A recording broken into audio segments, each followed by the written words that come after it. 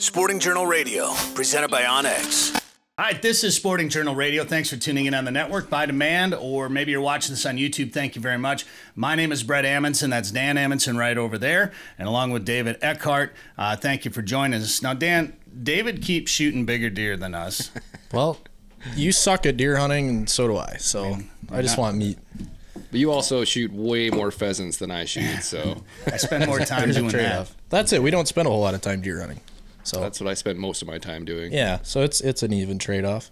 Yeah, well, and you do it right. You got food plots, you do the work, and you pattern deer. And I got cameras out, and I end up looking for a big deer, and then either one of the neighbors shoots it, or I just get tired of waiting. And I've gone a couple of years without filling my tag, waiting for that big one. And so this year I just didn't wait and just wanted to get some meat in the freezer. Didn't put my time in the stand like I could have. But I wanted to bring somebody on the show that shot a bigger deer than you, David. So Blake Rice joins us right now from TSS Shot. Blake, how you doing, man? Pretty good. How about you guys? Not too bad. Where are you at? You're down in Tennessee? I'm in Georgia. I'm in Augusta, Georgia. Nice and warm down here. Yeah. What's the temperature today? About 68. So, nice outside. I can wander around. I can't go swimming yet, but neither is Dan up there. We had, I think we were in the mid-30s the other day. That was the warmest it's been in, I don't know, a month? Yeah.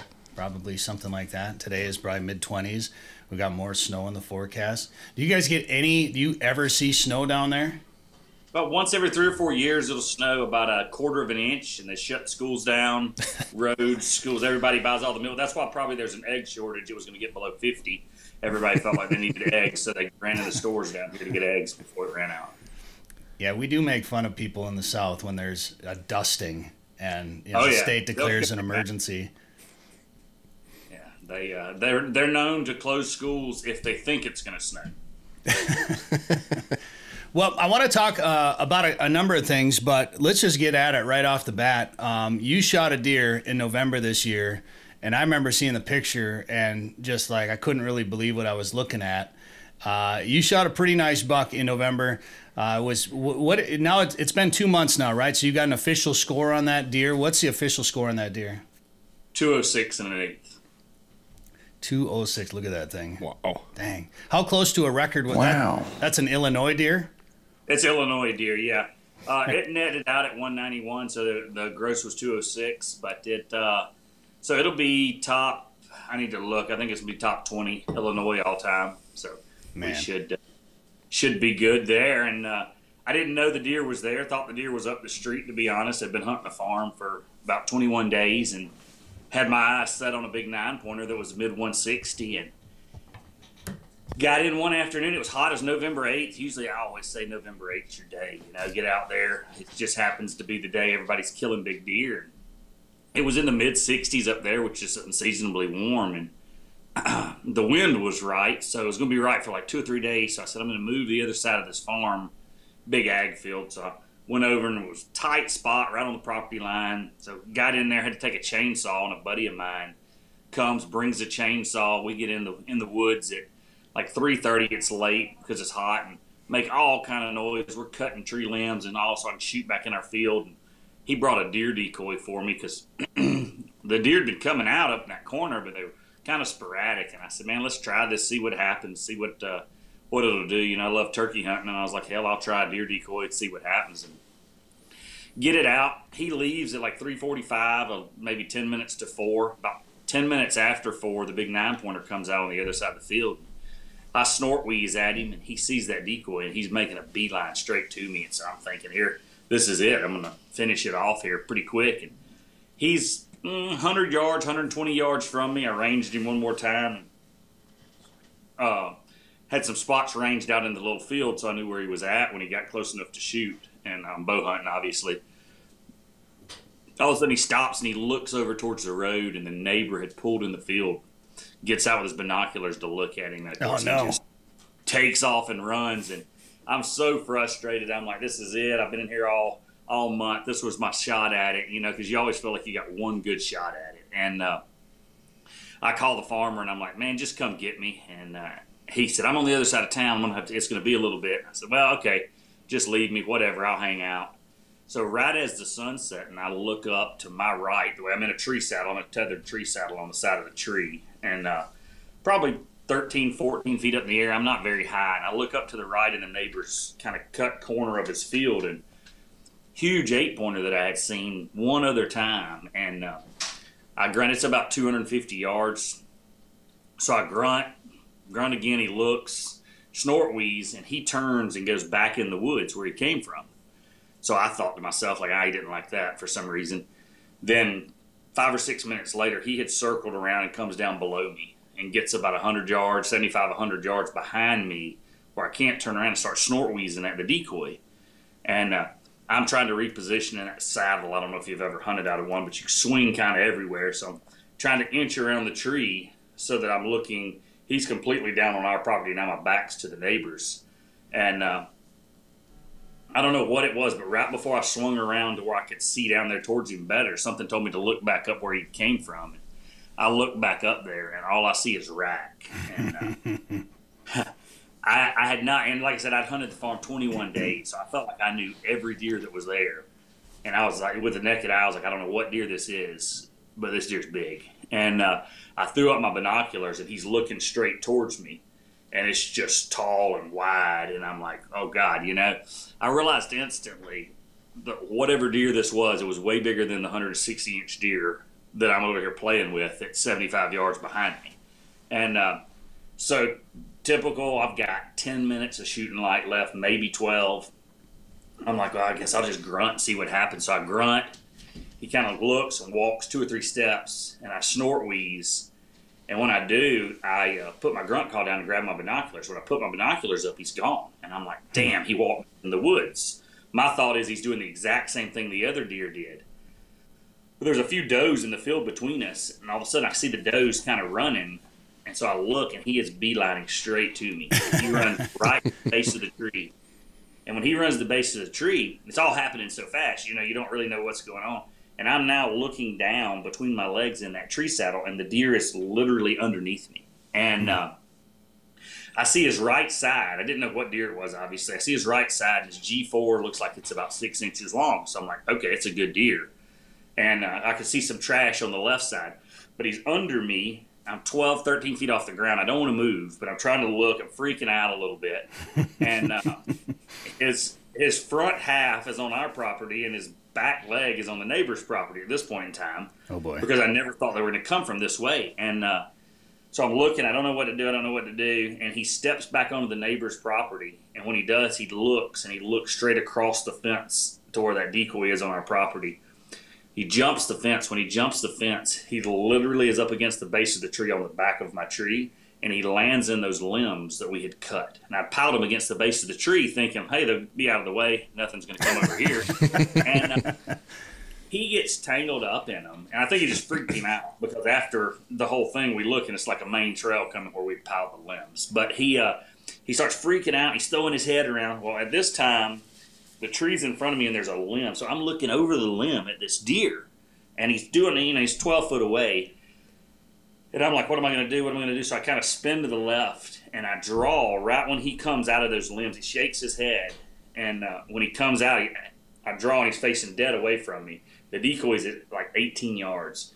Right when he comes out of them limbs, he turns broadside to that decoy and puffs up. And I shoot him, and he's at 7 yards.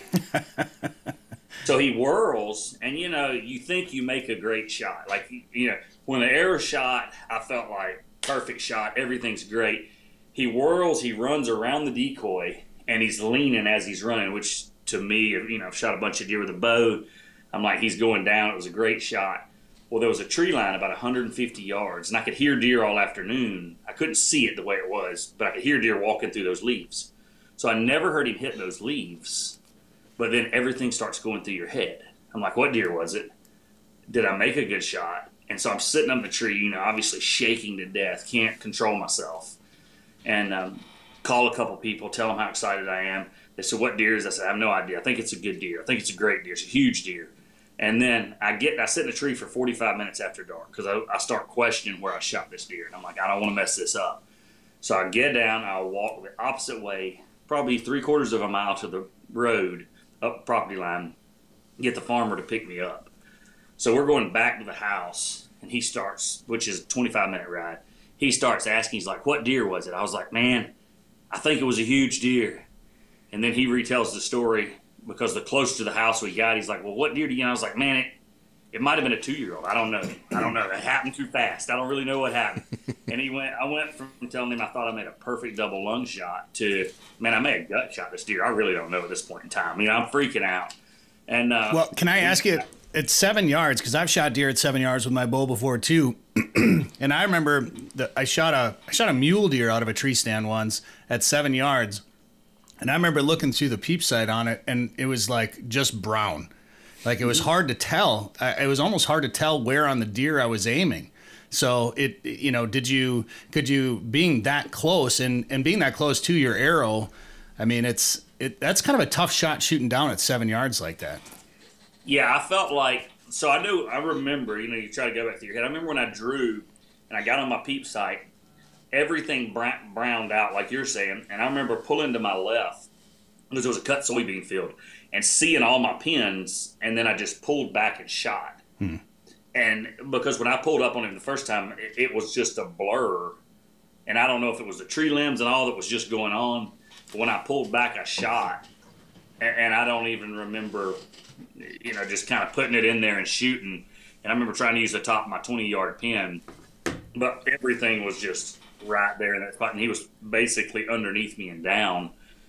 So I shot a little high because I was trying to shoot my exit hole. Yeah. And I shot a little high on the entrance, but it double lunged and came out. And he didn't go far. Went about 120 yards, maybe. Well, before we talk about the recovery, we got to take a quick break, but then I want to talk about how it felt when you saw him for the first time, when you walked up on him, and how, what the reaction was. We'll take a quick break. More with Blake Rice when we come back.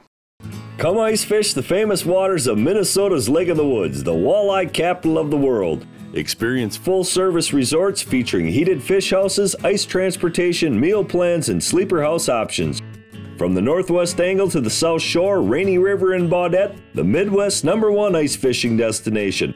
Walleye, sauger, perch, and northern pike. Minnesota's Lake of the Woods, best fishing anywhere. For more information, log on to lakeofthewoodsmn.com. Okay, we're back. This is Sporting Journal Radio. I'm Brett Amundsen, along with Dan Amundsen and David Eckhart, and our guest is Blake Rice from TSS Shot, and he's just shot, well, this is 2 months ago, but he's telling us a story about just shooting this giant buck, and you thought you made a good shot on it. You weren't quite sure. You waited a couple hours before going after it, right? Yeah, it was about 4.5. We went back, and everybody ate dinner except for me. I was pacing the floor. When we got back to eat, I guess the other farmer starts getting me to explain the deer to him, and that's when I really got nervous. And he was like, "You sure you hadn't seen the deer?" And I was like, "Nah, I never seen this deer in here." And they didn't have any trail cam pics of him on that farm. And I explained it again, and I tell him, and he pulls out his phone and he turns his phone around. He goes, "Is that?" And before he turns the phone all the way around, I'm like, "That's the deer." And he goes, "That's a 200-inch deer." And then I really get nervous. And I said, "How do you know?" And he said, "They had the sheds from 2 years ago, and they had them scored at 197. Wow. And so then that's when I decided it was better not to eat, because I was completely sick at my stomach. And not knowing, they're like, "I'm sure you made a good shot." And at this point, I'm like, I think I gut shot him, guys. I don't really know. I think the shot was back. It was low. It was terrible. So we gave it about 4 hours before we went in there to look for him. And they pushed me at 4 hours. I probably would have waited overnight. I was so nervous at that point in time. So 4 hours go by, you and the farmer go out there, and he actually, let's start from finding the arrow. You found the arrow and found good blood on the arrow, right? That's right. So we get back in there, we walk, I make him park, and we walk the whole way back in. He wants to, how farmers are. They're not deer hunters or any kind of hunter. He wants to drive this loud diesel flatbed right up to the deer decoy. And I'm like, "No, Jack, we're going to walk a good mile back in here." So I've got this little bitty flashlight, and he's got a daggum spotlight he bought at Walmart somewhere. And I'm over here looking around. I find the arrow, and it was good lung bleed. It was just red, bubbly blood. I knew it smelt it. I was like, all right, it's a good shot. And it was probably 10 yards, kind of the way he swirled around the decoy. So I think it kind of went through and just fell out the way it was coming. So I felt good then. I was like, man, I made a great shot. I'm not worried. So I start looking for blood in the direction he ran. Well, the farmer's just wandering around like basically Delta's trying to land airplanes in this field because this guy's leaving its spotlight. Well, we bump deer that are bedded. And he's like, oh, those aren't yours. And I'm like, how do you know those aren't my deer running up the hill? You can't see them. And I'm looking at the ground, looking for blood. It's probably 20 minutes worth. I can't find any blood going the way it was. And it's cut beans, so it's kind of hard to see. And, well, he's just wandering around down here below me and doing stuff. And I've determined, like, at this point in time, I know I shot the deer good. Like, let's just back out. Let's back out. Let's get a dog in the morning. It's cooled off at this point in the mid-40s, so I'm not that concerned. And he comes walking up to me, and I go tell him, I said, Robert, let's just back out and get a dog in the morning. Like, I know we made a good shot. Like, I don't want to mess this up. We know it's a big deer. And he goes, let's walk up here on this ridge, and I'm just going to shine my light everywhere and see if we find him. He's like, he's shining all the way across this field. And I'm like, that's a terrible idea. I'm like, no, don't do that. And he goes, yeah, and he starts walking. And I'm just, I'm like, God, no. So I catch up with him, and I'm like, Robert, I think he's like, no, let's get on this little hump right here. So I'm looking at the ground again. He's shining the light like kind of in my ear past my head, and I'm looking down. I'm a nervous wreck at this point in time. But I remember thinking, like, why is he shining the light at my face? And I look up, and he's shining it right by my face on the deer. He had seen the deer from down below us, or below me. Look it up, and when I saw it, so I had that little flashlight and a bigger flashlight and my cell phone. And it was probably 20 yards from where I was when I see this deer. And it's just unreal the way the deer's laying. It's just huge. I'm looking at the back of it and walking up from behind it. And the feeling of seeing this deer, like right there, is just unbelievable. So between that 20 yards, I dropped loose both flashlights, my cell phone, and my hat. And I'm down here like molesting this deer in tears. And Robert, who's I'm a big guy, but he's a little bit bigger than me. He comes running up. He's so excited.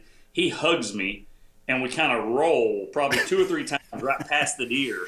And I remember thinking, like, I hope nobody's watching this because they're going to be like, I don't know what's going on over there, guys, but just leave those alone in the woods, And it was unreal. So we had called the other guys at camp, so they ran up there with us and saw it and got us filmed picking it up and loading it up and all that. So between shooting it and then getting there that night and getting it gutted and getting it hung in the freezer so we could get better pictures the next morning, it was probably 60 people came up. The neatest thing to me, being in the South, we don't have Amish or Mennonite people down here much. Some 2 Amish guys came over on their little buggy. They said there's an Amish village not far, and they had heard we shot the big deer. So they came over to see it, and I thought that was pretty neat that they came over to check it out. They knew about it? Were they hunting it too? Yeah. So one of the guys came down that day. He lived an hour and a half away. He had sheds from 2 years ago, both sets, and the farm he hunted was his parents' place, but it was 1.5 miles directly from where I shot that deer to where he had found the sheds. And another guy had one shed from last year. I believe it was his left side. And he was almost 1 mile in the opposite direction. So that deer had been doing some moving for sure. Wow. And the sheds from the year before were actually a hair bigger, right? They were. I think he was he didn't have quite the mass, but his tine length was a little bit better, and he didn't have quite all. He didn't have all the trash on his G2 on his left side. He would have scored out a little bit better. Not much, 2 or 3 inches, but he still would have scored a little bit better. And you figured that was an 8.5-year-old deer. 8.5-year-old deers with the little Amish guy at the meat processors. Whoa! Said it was 8.5. So it was cool. It was. The deer dwarfed another guy in camp had shot a nice 10-pointer, probably a mid-140s 10-pointer, and body size, the deer just dwarfed it. It was amazing how big he was. And, we all dream of killing big deer, but I never dreamed of killing that kind of deer. My dream of killing big deer is shooting a bunch of 160, 170 deer, maybe breaching the 180 mark, but you never think you're just going to jump up in a tree one afternoon, and that's the Oklahoma deer I shot this year. It was a high 150s. So I mean, that's a big deer. Like I can't even imagine like something approaching 200 inches or over 200 inches. Right. You know, that's insane. Yeah. So it still hadn't sunk in, and then every time I got the horns here with me, but every time I grab them and touch them, you know, you're just like, what are you thinking? Like this measurement here, you can't even get your arms to start to come around it. So it's unreal. So once you saw that buck, I mean, there were some other nice deer around you, but once you had your eyes on that one, was it that buck or nothing at that point? Absolutely. Yeah. When I saw him and when he ran in on me and I wasn't sure if I was going to be able to make that shot, I thought, man, I literally thought in my mind, I was like, what have I got to do the rest of the month? You know, so I was in Southern Illinois, I live in Georgia, but we load our shotgun shells up, kind of in Clarksville, Tennessee, north of Nashville. It's about 2 hours from where we're hunting. And my thoughts were I could probably run down there 1 or 2 days and justify working, but I could stay up here the rest of the month and figure this deer out. And because I wasn't leaving. I'd seen a lot of really good deer. We'd filmed a lot of really good deer early, mid and early October. And the farmer just kept telling me, he's like, man, just wait it out till the rut. Wait it out till the rut. There's some monsters in here. And he wasn't lying. Now that's a farmer. He has a outfitting business, so he runs a little outfitting business. They've got 18,000, 20,000 acres right in there. They farm mid 30,000, so he's got around 37,000. But that's farmer acres. That's not hunting acres. You go over there and look, and there's he sent me over to what he said was his biggest farm, and I think it was around 9,800 acres, and I think there were about 2 acres of trees stretched out over 9,800 acres, and So yeah, 2 acres of trees on that big property, but no stands there. Or do you just prefer to be in a saddle? No, there were some stands. We had hung a bunch of stands. Levi Wilson, a buddy of mine, was up there running some stuff and doing some stuff for him, helping him and Derek Cade. And so they had hung a bunch of stands, but where I wanted to be, I had bounced around on some lock-ons we had in there on those tree lines. The deer wanted to come out of that north corner, or I guess it was the southwest corner, but they wanted to come out of that corner because the big block of woods was on the neighbor. And he had a huge block. I say a huge block. It was a 25-ish acre block of wood, just solid woods. You had our stuff, and then the neighbor to the west was in a prairie grass program, and he's about 3 or 4 years into that. So he had 300-plus acres of chest-high prairie grass. And those deer were just using that corner to funnel from those woods, that big block of woods, up that strip of woods in and out of that prairie grass to bed and feed. And the wind was never right. It's because it had to be coming out of the south, which is a weird wind up there. And I needed a southeast wind to make that hunt work. And we finally got it. All the winds are usually out of the north there, out of the west. And so we finally got it, and I jumped in that saddle. And this is the first year I've really hunted out of this saddle, and it was a game changer, man. You can get in you can get in about any tree, limbs, whatever. Climb up in there. You feel safe, feel secure. I definitely will use one going forward and recommend it to anybody.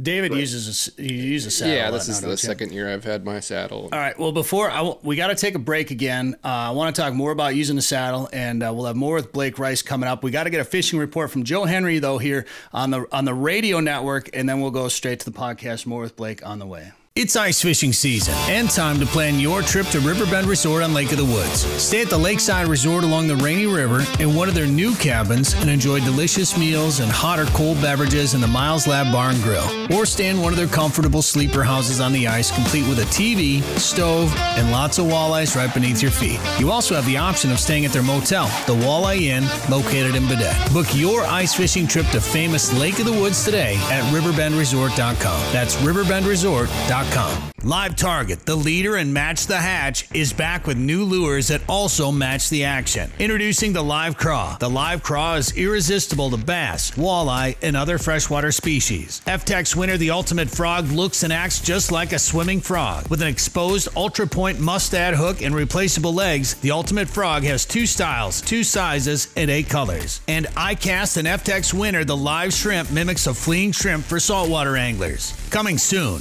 from Live Target. All right, so Blake, you've been using a saddle for about a year now? That's right. I got it the end of last year, or I say last year, season before last. Started using it this season a good bit, when I could. I tell you, one of the things with the saddle that I realized, and I realized it pretty quick, and you can move in a saddle with deer nearly underneath you, 12 or 13 feet off the ground. These deer aren't seeing you or aren't catching your movement. Like if you're in a lock on, and you twist your arm, everything's staring straight up at you. And I didn't have this problem. And Levi Wilson was with me on these up there a lot. He hunts out of one as well. And he's who introduced me to Tethered and all of those guys. So I went to pick him up one day, and I drive in the field, and I look across the tree line, and it's just a thin tree line running down. And I thought, where is he at? I couldn't spot him in the tree. And I thought, well, maybe he's already climbed down. So I'm driving straight across the field to where I think his tree's at. And I get 75 yards from him. And all of a sudden he moves in the tree and starts coming down. And I realize what it is. I think, and there's no science to this because I'm just a fat redneck.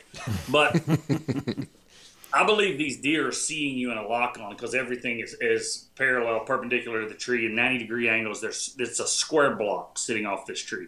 So when the deer look or anything looks, it's so intrusive and just stands off the tree.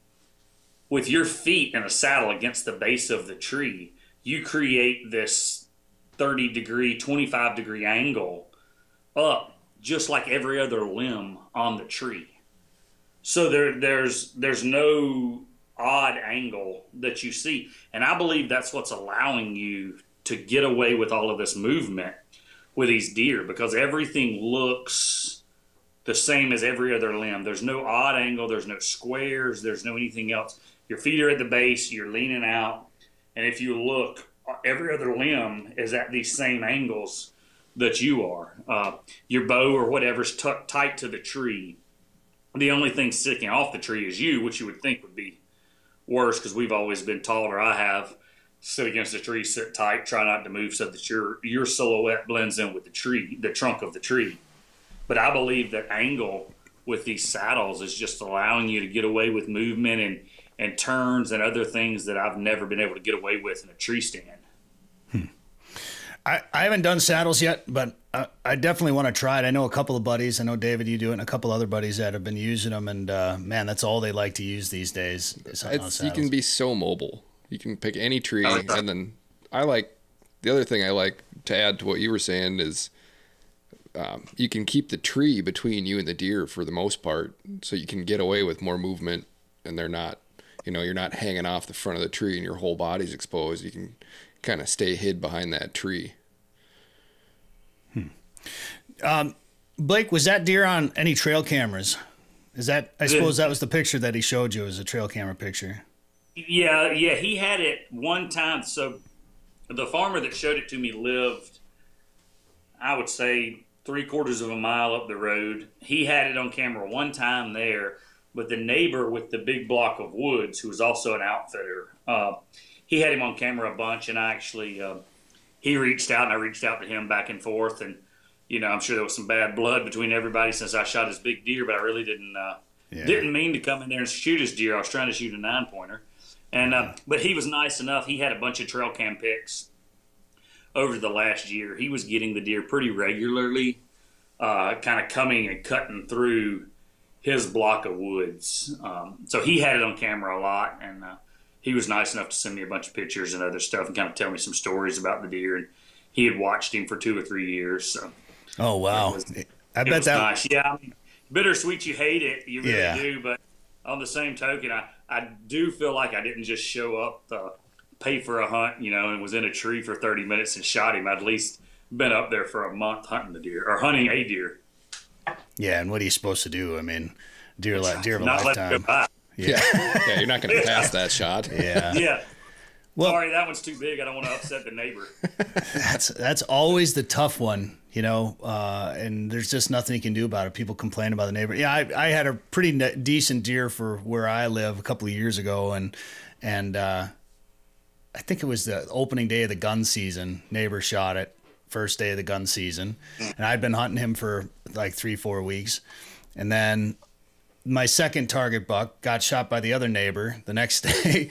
I went through 4 deer that I had on camera, and they all got shot by gun hunters around me. What were you hunting? Like a right of way between two people's property? That brings up, there was a post on Instagram today on Wired to Hunt, and it was about trail cameras.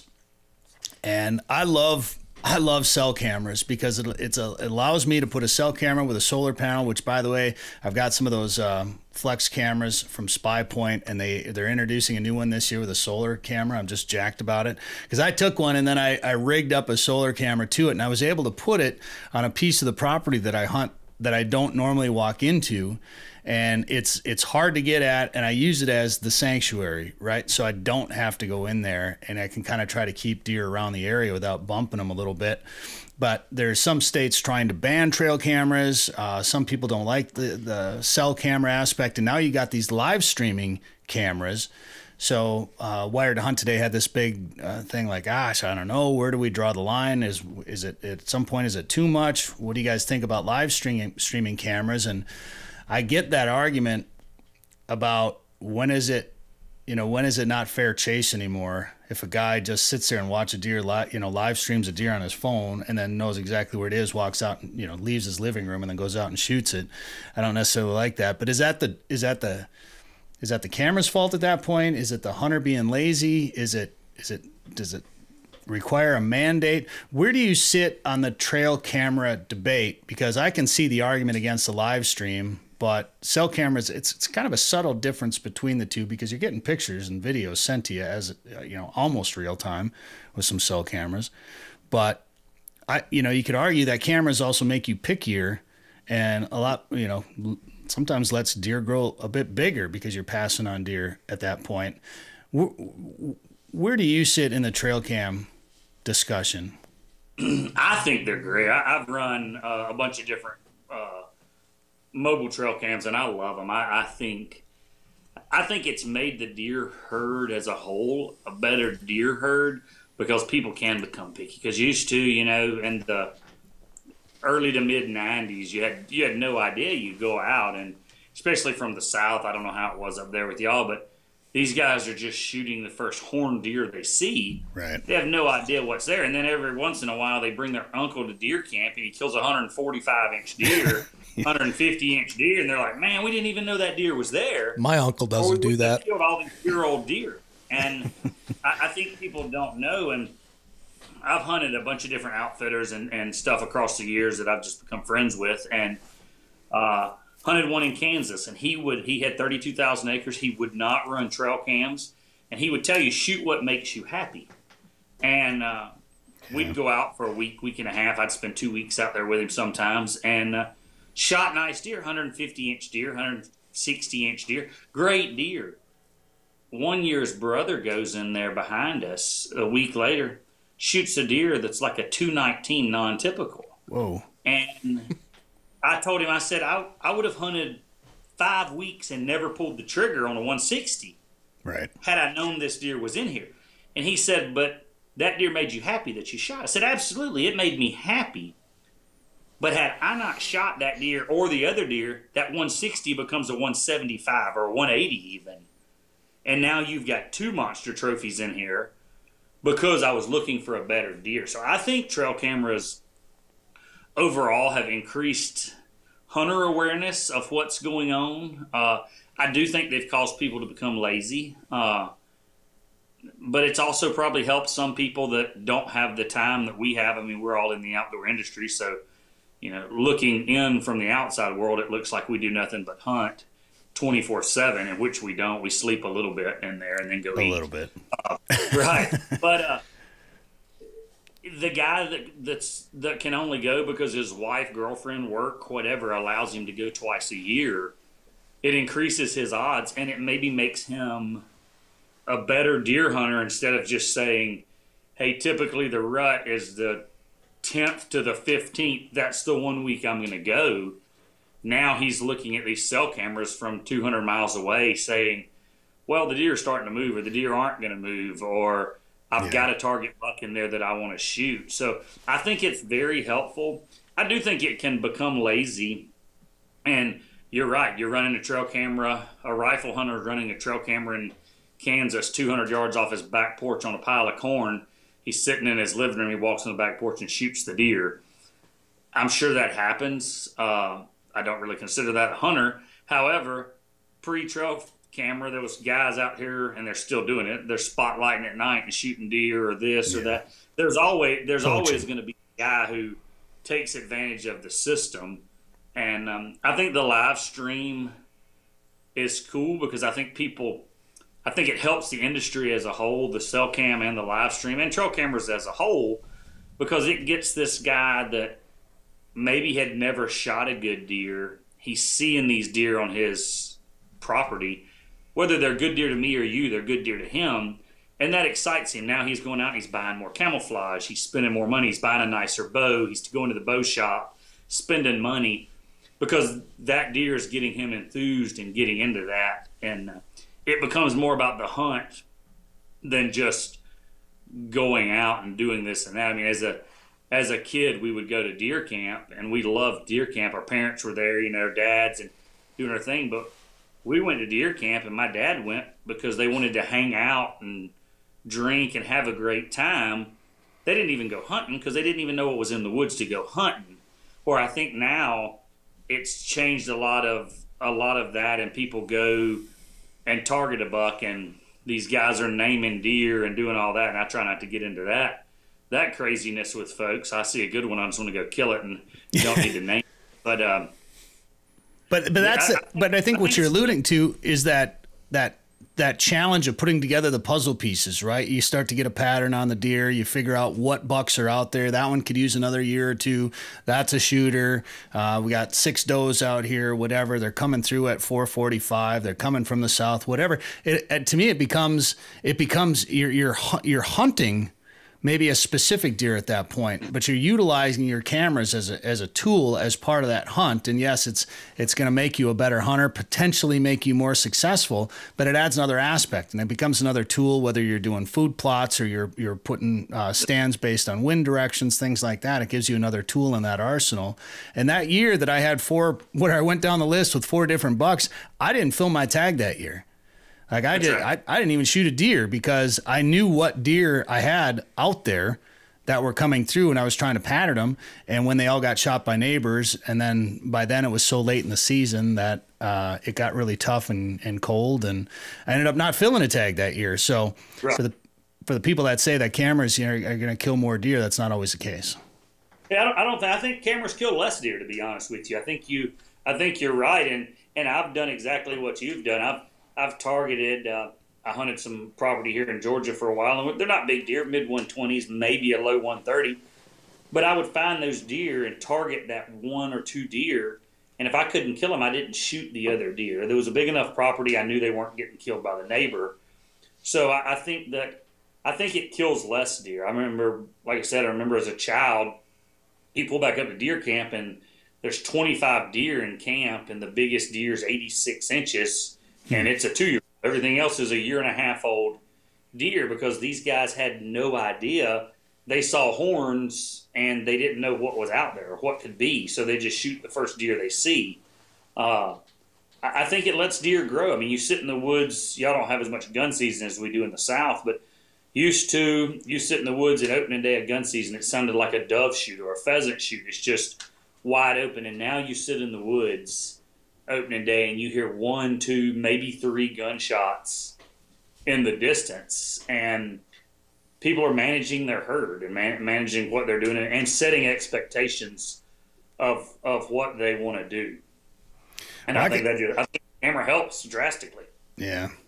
I could sit and keep talking deer with you guys, and unless you guys have a question, Dan or David, but something's been distracting me this entire conversation, Blake. And is that a banded canvasback behind you back there? Is that what I'm Oh, seeing? yes, it is. Hold on. I'll get that for you. Where are we at here? Let me spin around. Where are we at? Where's the camera on this thing? Here we go. There we go. Can't have too many beers watching this. That's right. Yeah, so I actually shot that on Lake Gunnersville in Alabama. Oh, really? Wow. About 6 years ago, yeah. So it was pretty nice. I went out, and it's one of those deals. I had a buddy with me, Bobby Springer, a good friend of mine, one of my fraternity brothers from college. We're sitting on a little island, and there's a lot of canvasbacks down there, ringnecks and bluebills, and it was when you could shoot 2 canvasbacks, and we had been shooting them, and we had shot all 4, but we shot 3 that were right in the decoys, and this one peeled off, and I remember turning. I was on the right side. I turned and shot him behind us, and he falls behind the island. So Bobby goes out and starts picking up the ducks, and he picks up those 3, and I think we had a ringneck or 2, whatever, and we didn't have a dog with us. And I said, don't forget the one behind us, and he circles around the back of the island and comes back, and he gets off the island, comes up the blind, and he throws the duck to me. And I grab it. I don't really think anything of it. I didn't. And he goes, I'd love to lie and say I shot that, or that maybe I shot that. We flip a quarter. He said, the only duck that is way over there, a half a mile by itself, is this banded canvasback that you shot. And I was like, wow, luck's on your side when you do that. What's the story on the band? How far it had traveled? How old was it? Oh, that's the worst part. So, you shoot park geese. I shot basically a park canvasback. It was, we were on Gunnersville, and Lake Wheeler is the next, it's a Tennessee River lake chain. Lake Wheeler is the next lake below it on the chain. It was banded the year before at Wheeler on the refuge. Oh, sure. So sure. It was like 45 miles. So obviously it had migrated, but it wasn't the coolest story. I did shoot a banded barrows in Alaska that was cool. Oh, yeah? What was the story on that one?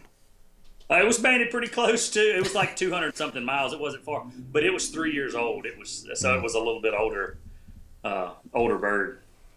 I love that information, man. And at least, with that canvasback, it was a year later. We shoot geese. They've done a lot of banding where we hunt Canada geese a lot. So occasionally you end up shooting one early season that's pretty shiny. And it was like, oh yeah, this was banded a week ago. A week ago. Half a mile there. And we just shot 14 out of one flock. Whoops. But Dan, do you feel like they came for you because they thought you had bread again? And I mean, my summer hobbies pay off. They saw the bag of Wonder Bread. Yeah. And you use Wonder Bread for fishing. I use Wonder Bread for goose hunting. That redhead behind Dan's shoulder there, over his shoulder on the wall, that got shot a couple of years ago in western Minnesota, and I was on a duck hunt with some buddies, and I was on one end, and the same kind of deal happened. We dumped a bunch of ducks, and it was one of those where there were 6 of us shooting into a flock, and a bunch of ducks dropped, and as we were picking them up, and I don't know, I always kind of felt like it landed, kind of on my side. It felt like it maybe had been one that I shot, but nobody really knew.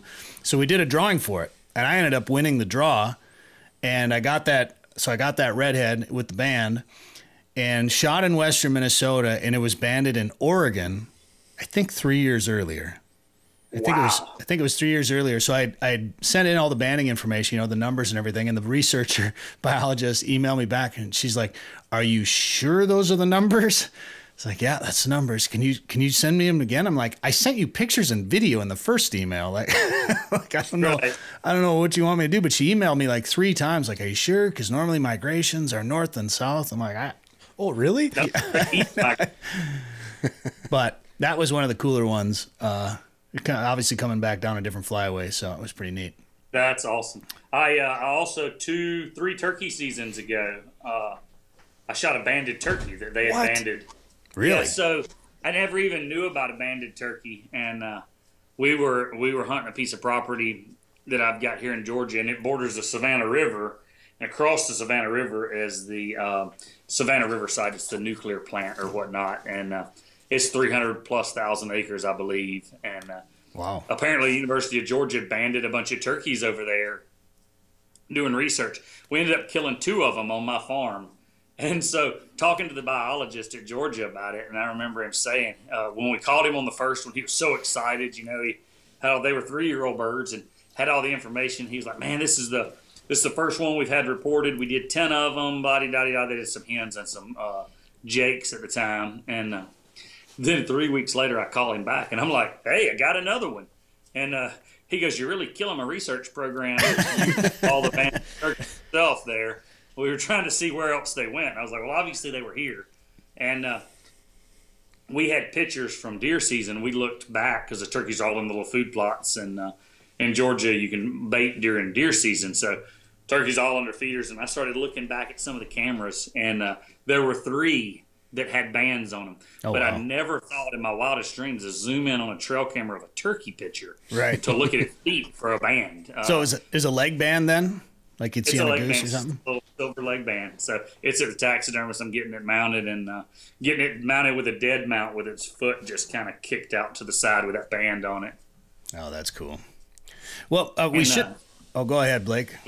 I was going to say they instantly ask you when on a banded turkey if the band is above the spur or below the spur. And these were below the spur. He said they were banded as jakes because it slides down over the spur, I guess. Oh, sure. They all band them high, but then it'll bounce down below the spur. So it was pretty interesting information they had on those turkeys. And they had traveled, I believe, I don't have the stuff in front of me, it was almost 11 miles. Oh, really? By the time from where I'd shot them, yeah. Is there a river connecting the properties then, or some sort of riparian? The Savannah River, which is a major river, runs down into the ocean right there. So Okay. And it's not a big river like y'all's rivers. It's a quarter of a mile wide. It's not too wide right there.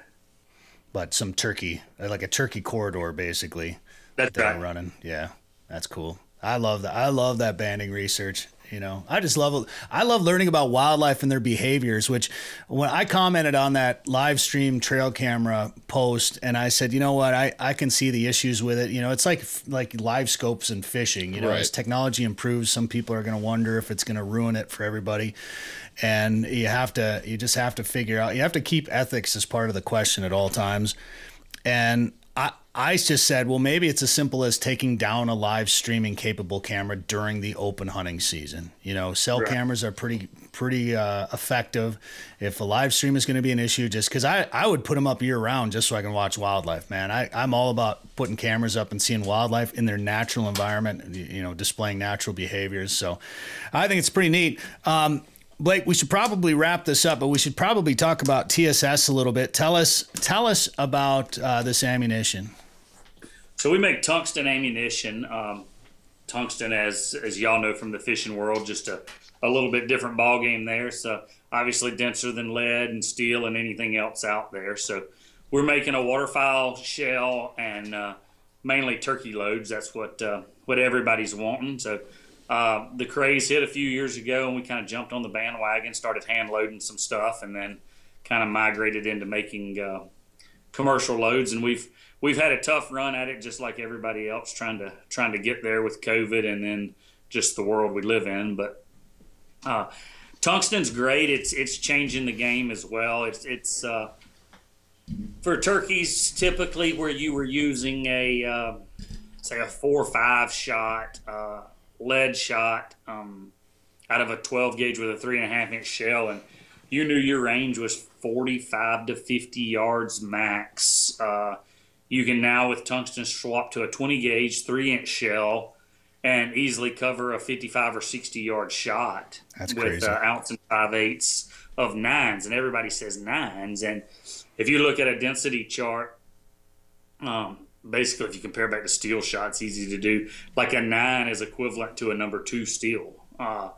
And for the longest time, you know, in duck hunting, I always shot number 2s, and I always try to tell people the easiest thing to explain to somebody that doesn't know anything about tungsten or shooting is if you take a number 2, let's say a Kent fast steel number 2 duck load, shoot it at 40 yards, you're going to shoot, say, a 45-inch pattern, 42-inch pattern, and still holds about 70% retention.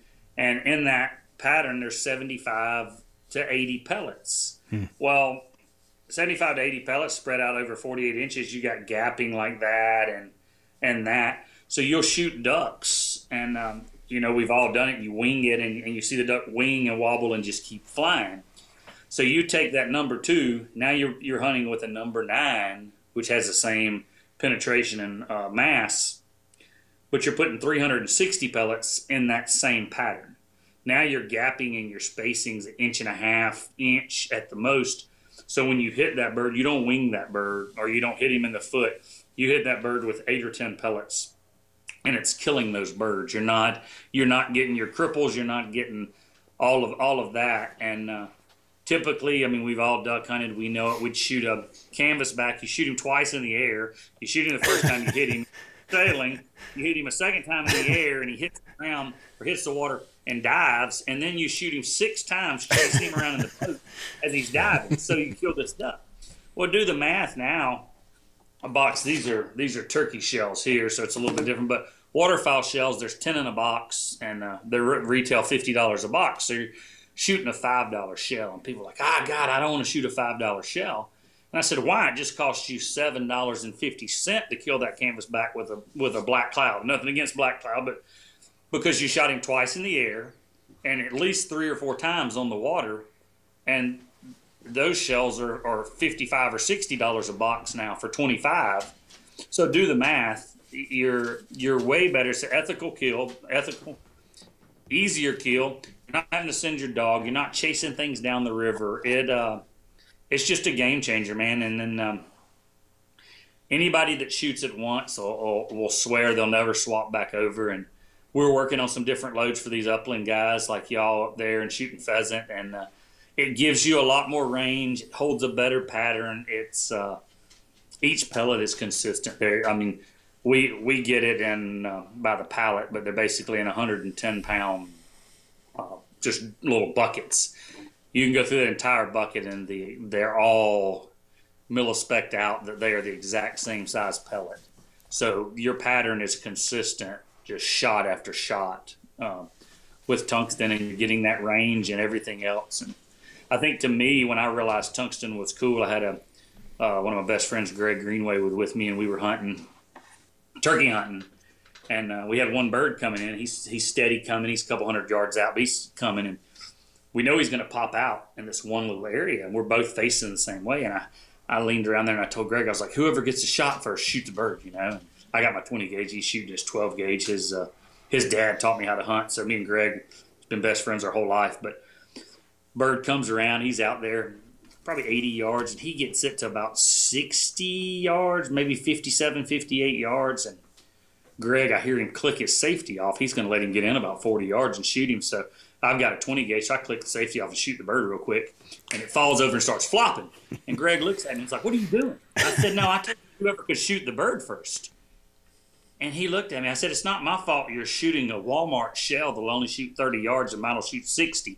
So I'm pretty sure that changed his game. He stepped it up and just like, hey, maybe we ought to do something else. So that to me was probably one of the turning points. I was hand loading shells then just for myself, and it kind of changed the game. But it's big. People in the turkey world are swapping over pretty quick.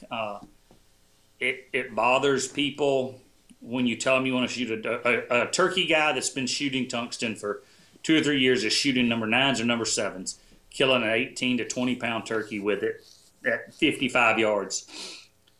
They'll call and they'll say, hey, what duck load do I need? I said, what are you hunting? It's like, I'm hunting a timber in Arkansas. I said, you need a 2 3/4 1 ounce number 9. No, I need something bigger to kill these ducks. So why do you need something bigger? A number 9 is not going to work. And I'll ask them, I said, how big's a mallard? A couple pounds. You're going to shoot a 20-pound turkey with it at 60 yards and kill it with a number 9, but you're concerned with killing a mallard that weighs 2 pounds at 25 yards in front of you with the same pellet. Yeah. And you hear this pause for a second, and then they're like, damn, I guess you're right. And I shoot geese, and we make a 7-shot and a 5-shot for waterfowl. I shoot number 9s for everything. I shoot geese and everything with number 9s. I mean, wow. I don't try to take 50-yard shots on geese with a number 9, but I shoot everything I shoot with a 9. I think it's Are you shooting with a 20 gauge or with a 12 gauge? Oh, 20 gauge. 20, yeah. That's what I've been hearing. Like 20 gauge is 20 gauges are just, I don't know if they're patterning better out of 20 gauges or what the deal is, but I feel like 20 gauge is the way to go right now. Yeah, 20 gauges, I think that it'll over time replace. I mean, states right now are just, I think when tungsten really hits, in my opinion, in the next 5 to 6 years, when these states are outlawing lead and the guys have to swap over to something better than lead to shoot upland, that's when they really start realizing that tungsten is great. And they're wanting to shoot sub gauge, 20 gauge, 28 gauge, 16 gauge, these smaller guns. And it just patterns better. It patterns better statistically. The best patterning gun I've found is, and I would believe most everybody would agree in the turkey world, is a Youth 870 Remington. And that barrel being shorter, they've done something when they cut that barrel with the forcing cone. And the best patterning gun is a 20 gauge Youth 870. And it holds the tightest pattern and is the most consistent. And in the turkey world, all the turkey guys, that's the most sought after gun. I'd bought a few and built some for some buddies 8 or 10 years ago, and we were buying those guns at Academy for $190. And if you find one online now, somebody wants $1,500 for the same gun. Wow. We should talk about fishing real quick too, because you have some fishing products. We do. We sell a tungsten fishing putty, which people tungsten and putty, that didn't make any sense, but right. It's actually the same density. It's 18.9 density. They don't have some of the, I'm no chemist, so I really can't help you there, and I'm not Chinese, so I don't know what they do in the factory.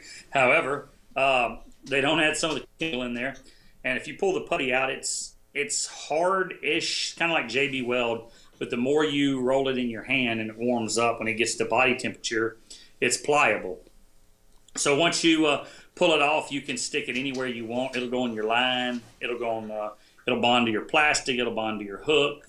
You can put it about anywhere. When it touches the water, it hardens. Especially up there with y'all's colder water, it'll harden. Cast away, it won't fly off. I mean, you can make it fly off, but if you push it on there, you're good. A lot of guys loving it in the South, bass fishing, trying to find fish. They'll take just any kind of plug that's a diving plug, and we know the bill's causing that lure to dive to say 3.5 feet.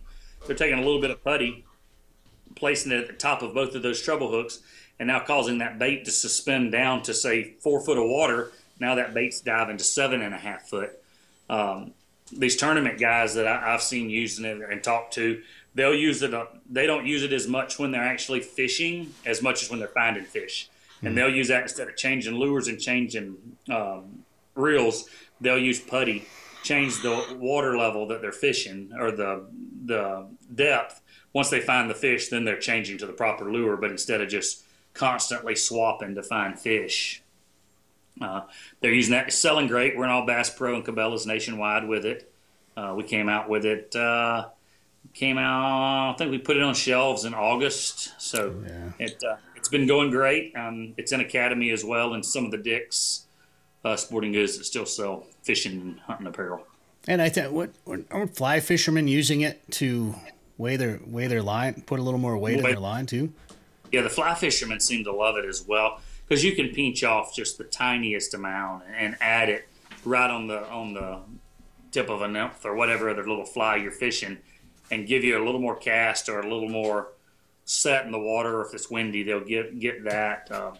Saltwater guys are doing the same thing, just adding a little bit on the bottom of those treble hooks. Okay. Dan yelling at you. Yeah. We lost our audio there for a second. When it goes in and out, it comes in and out real loud. So it scared the heck out of me right there. All right. Well, and where can we find all this online, Blake? TSSFish.com is all our fishing stuff. And then, like I said, we're in Bass Pro, Cabela's, Academy, and Dick's. And then TSSShot.us is where all our tungsten shot is. And everybody gets on there and says, you're always out of stock. You're always out of stock. It's not that we're always out of stock. It just seems the ammo business, as quick as you can make ammo, it turns just as quickly. And it's a tedious process to make tungsten. Yeah, for sure. All right, man. Well, we appreciate the time today. Congrats on the deer. And thanks for coming on the show. Appreciate y'all having us. Hear more at sportingjournalradio.com or wherever you get podcasts. Live Target, the leader in Match the Hatch, is back with new lures that also match the action. Introducing the Live Craw. The Live Craw is irresistible to bass, walleye, and other freshwater species. FTech's winner, the Ultimate Frog, looks and acts just like a swimming frog. With an exposed ultra-point mustad hook and replaceable legs, the Ultimate Frog has 2 styles, 2 sizes, and 8 colors. And iCast and FTech's winner, the Live Shrimp, mimics a fleeing shrimp for saltwater anglers. Coming soon from Live Target.